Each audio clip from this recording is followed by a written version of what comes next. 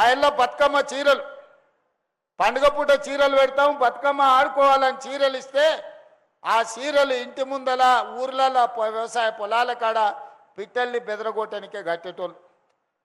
ఇంటి ముందల మన ఏంది అది కర్టెన్ లాగా కట్టేటోళ్ళు మా అక్కలు, ఇట్లా రూమ్కు మధ్యలో పరద లెక్క.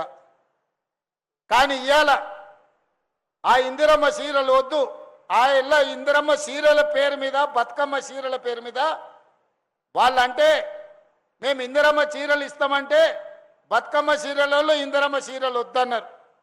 అయినా సరే మా అక్కలకు నేను పెట్టే చీర పుట్టింటోళ్ళు పెట్టిన సారే అని నేను చీర పెడితే గాడ మా అక్క ఇందిరమ్మ చీర కట్టుకొని వచ్చింది. మా అక్క గాడు ఉన్నది, లేచి నిలబడక్క చూపిరు అందరు, చూడు మా అక్క ఎంత మంచిగా ఉందో. ఇగో ఇన్ని వేల మందిలో మా అక్క మంచిగా మెరిసిపోతుంది పాలపిట్ట లెక్క. మరి మీ తమ్ముడు పెట్టిన సారే ఇందిరమ్మ చీర కట్టుకొని మా అక్క పండుగ పూట వచ్చింది మా ఇంటికి. ఈ చీర మీ తమ్ముడు పెట్టింది కాదా అక్క? 1 కోటి మందికి ఇందిరమ్మ చీరలు ఈరోజు రాష్ట్రంలో 1 కోటి మంది ఆడబిడ్డలకి ఇవ్వాల నేను ఇందిరమ్మ చీర పెట్టిన.